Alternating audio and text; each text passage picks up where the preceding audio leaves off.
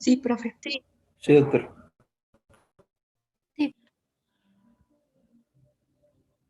Vale. Entonces, bueno, como ves, es importante que primero podamos comprender los procesos isquémicos y después hablar de los procesos de obstrucción. Entonces, aquí estás viendo mi pantalla en blanco, ¿verdad? Sí. Sí, Sí, doctor. profe. Bien. Al respecto de lo que estamos mencionando, pues sí que sería importante iniciar por precisamente la isquemia del intestino delgado, ¿no? Recuerda que cuando nosotros hablamos de un infarto, de lo que estamos hablando es de un proceso isquémico en agudo suficiente para evitar o para incumplir con las demandas metabólicas, tanto en demanda de oxígeno como en limpieza de residuos químicos por parte del gasto celular. Entonces, cuando hablamos de un infarto del intestino delgado, pues básicamente estamos hablando de un proceso isquémico sobre nuestro intestino delgado. Y este proceso isquémico, como ya lo hemos mencionado, eventualmente tiene que llevarnos a necrosis. Entonces, cuando nosotros reducimos el flujo sanguíneo a una porción del intestino delgado, habría que entender que esta porción del intestino delgado va a someterse a este proceso en donde, por el motivo que tú quieras, la irrigación mesentérica se ha detenido y por lo tanto no tenemos la capacidad de perfundir a ese tejido. Ese tejido primero entrará en una fase de edema. El edema podría ser previo, por supuesto, pero esto tendría que ser en el contexto de una obstrucción. Aquí estamos hablando del infarto por el motivo que quieras. Podría ser un trombo, podría ser una tromboembolia, podría ser lo que tú quieras, ¿no? En la obstrucción llegaremos a ello, es un giro del intestino. Pero bueno, aquí, por el motivo que sea, se ha quedado sin sangre. Cuando esto suceda, cuando entre en un proceso necrótico, esta necrosis se va a acompañar, por supuesto, de un edema localizado. Conforme esto progrese, se van a ir reblandeciendo o perdiendo integridad estructural las diferentes paredes y capas gastrointestinal hasta que finalmente esto se perfore y eso representa una amenaza pues bastante seria para la vida. Entonces, he notado que ustedes acostumbran mencionar o a iniciar sus sesiones con una recapitulación anatomofisiológica breve. Va bien, pero yo procuraré ser mucho más breve que otros compañeros, ¿no? Entonces, nosotros tendríamos que recordar las capas que van a integrar a nuestra pared del tracto gastrointestinal y en la primera sección vamos a encontrar a la capa mucosa.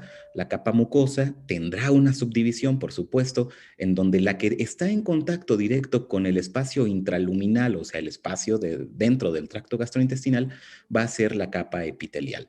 Esta capa epitelial se tiene que adosar a la lámina propia, que será la parte intersticial y, por supuesto, es la que va a ser responsable de tener los vasos de nutrición para la zona epitelial y para la lámina propia como tal. Ligeramente más profundo, pero seguimos en la sección más superficial, seguimos en la capa mucosa, pero un poco más profundo vamos a tener a la mucosa muscularis. Esta mucosa muscularis, que sería la zona que se va a adosar a una capa ya más profunda, estará en contacto con la capa submucosa. ¿Por qué es muy importante la capa submucosa? Bueno, de entrada porque es muy rica en tejido conectivo y al tener esta capacidad de poseer grandes cantidades de tejido conectivo, va a albergar a la colágena y la elastina, que va a permitir los movimientos de peristalsis y contraperistalsis del tracto gastrointestinal. Es la que le da su elasticidad, por así decirlo. Recuerda que aquí en la capa mucosa, la sección epitelial y la formación de las microvellosidades, lo que nos genera es superficie de contacto. Eso es lo que nos genera. Sin embargo, en la capa submucosa, las grandes cantidades de colágeno y elastina es lo que nos van a dar la capacidad de flexibilidad del tracto gastrointestinal. Pero no solo eso, aquí vamos a tener estructuras nutricias mucho más importantes, por supuesto, provenientes del plexo mesentérico y también muy importante que vamos a tener a al primer plexo, al plexo más interno del control del sistema neuroentérico, ¿no? El plexo de Meissner, que este es uno de los dos plexos, por supuesto, encargados del control del tracto gastrointestinal. Acuérdate que nosotros tenemos un sistema nervioso central y periférico, pero también la literatura reciente nos señala que hay un sistema nervioso entérico. porque va a tener capacidades de regulación con o sin el sistema nervioso central. Entonces, aquí es esta dicotomía, la discusión es interesante, pero bueno, lo que sí que necesitamos recordar es que la porción más interna, la que corresponde a la capa submucosa, va a ser el plexo de Meissner, ¿de acuerdo? Que forma parte del sistema nervioso entérico. Una vez que nosotros hemos pasado la zona del colágeno, pues llegaríamos a la zona de la musculatura propia o muscularis propia. Esta muscularis propia, recuerda, va a tener fibras circulares y fibras longitudinales. Esto es porque en tanto que unas van dando, las circulares, van dando un funcionamiento valvular para ir evitando que la comida regrese, la capa longitudinal va enviando de forma continua y en un solo sentido a el bolo alimenticio, al tránsito del tracto gastrointestinal.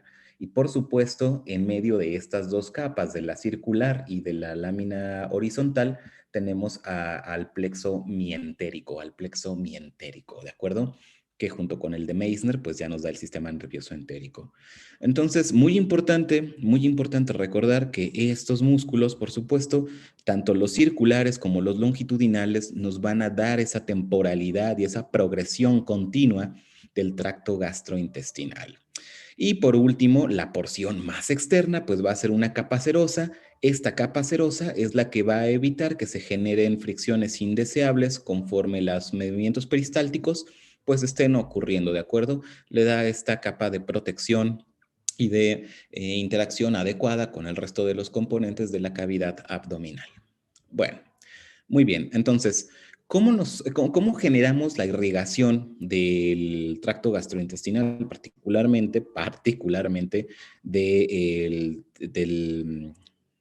¿cómo se llama esta cosa? Ah, sí, intestino delgado, gracias, y del intestino grueso.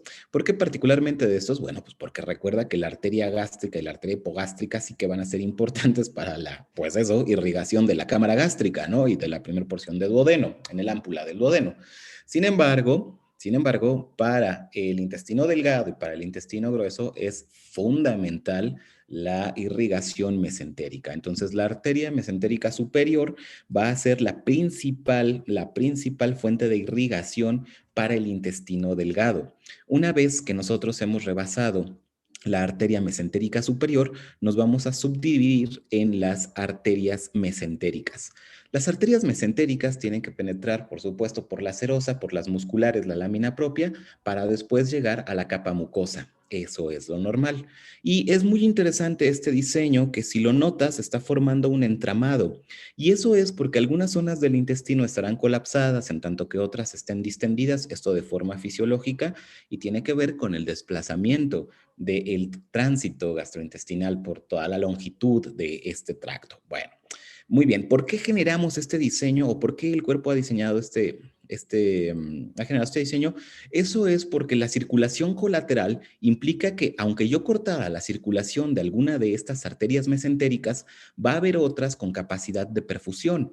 Por lo tanto, tenemos sistemas de respaldo de perfusión suficientes para irrigar la totalidad del tracto gastrointestinal. Es un sistema muy ingenioso, esta circulación colateral o esta circulación con copias en espejo, van bien, hay que regionalizarlas, por supuesto, pero son, digamos, las encargadas de permitir la perfusión del tracto gastrointestinal. Por supuesto, no es el único. Cuando nosotros volteemos a entender la circulación intraparenquimatosa en el cerebro, pues bueno, ahí tenemos el mismo fenómeno. Pues una vez que nuestras arterias mesentéricas se han dividido en arteriolas, pues podremos perfundir a la mucosa. Entonces, cuidado, el intestino delgado tiene una alta demanda de oxígenos y nutrientes, una muy alta demanda de oxígeno y nutrientes. Particularmente, ¿en qué momento? Pues en el momento postprandial. Por supuesto, por supuesto. Esto creo que es más que obvio. ¿En qué momento tiene una baja demanda de oxígeno y nutrientes? Pues varios. También es importante recordar que cuando nosotros permanecemos en ayuno por un periodo prolongado, pues realmente no tenemos un tránsito gastrointestinal abundante, que estamos deglutiendo constantemente aire, saliva, jugos gástricos, por supuesto, jugos pancreáticos, por supuesto, a esos hay que recircularlos y darles salida, así que sí tenemos movimientos peristálticos aún en ayuno, sin embargo, no hay un tránsito sustancial dentro del tracto gastrointestinal. En el momento postprandial, sobre todo, bueno, más bien en el momento postprandial, es cuando tendremos una mayor necesidad de perfusión a través del sistema mesentérico, porque en ese momento es cuando tenemos una gran actividad gastrointestinal y por lo tanto necesitamos cubrir sus demandas metabólicas. Ya te estarás suponiendo que si ese es el caso, un padeciente que tenga algún tipo de infarto de la arteria mesentérica o un problema de irrigación del sistema mesentérico va a tener sintomatología exacerbada en el momento postprandial, en el momento postprandial. O sea, si el infarto, creo que todos podemos comprender, duele, ¿no? O sea, un proceso isquémico duele. ¿En dónde? Donde tú quieras. Si es en el miocardio, duele. Si es en los gastronemios, duele. Si es en el duodeno, duele. Ok, bueno, entonces, ¿cómo podemos provocar o exacerbar un proceso isquémico? A través de solicitar mayores demandas de consumo de, por supuesto, glucosa y oxígeno. Entonces, si la sangre no puede llegar a proveernos de esos nutrientes y del oxígeno y yo incremento las demandas hacia esa zona, el resultado va a ser un incremento sustancial del dolor. Por eso no le decimos a un padeciente que se está infartando, bueno, pues váyase a correr unas 2 o 3 cuadras para ver si eso mejora su perfusión cardíaca. Pues eso es una locura, no tiene ningún sentido. Lo mismo acá, lo mismo acá. Si tenemos una zona de isquemia del intestino delgado o del intestino grueso, no le decimos, bueno, pues siéntese y cómase 500, 600, 750 gramos de comida, pues para que se desatore lo que está atorado. Eso es una locura. Eso va a generar una mayor lesión y eso es porque este tejido, al tener altas demandas de oxígeno y nutrientes, es mucho más susceptible a las lesiones isquémicas. Eso tenemos que mantenerlo presente. Entonces, por supuesto, lo que estamos mencionando es que la circulación colateral es la que nos va a permitir darnos el lujo de tener algunas zonas colapsadas y sin embargo mantener una perfusión adecuada del todo el tracto gastrointestinal. Y eso es porque ya sea por una vía o por la otra, nuestro plexo mesentérico se va a encargar de perfundir al intestino delgado. Eso es algo que podemos, bueno, pues tener, digamos, la tranquilidad de que está funcionando todo el tiempo. Y por supuesto, el drenaje venoso tendrá que ser a través de la vena mesentérica superior, que después vaciará hacia la cava. Bien, entonces, ¿qué sucede en el contexto del infarto? Perdón, ¿hasta aquí alguna pregunta?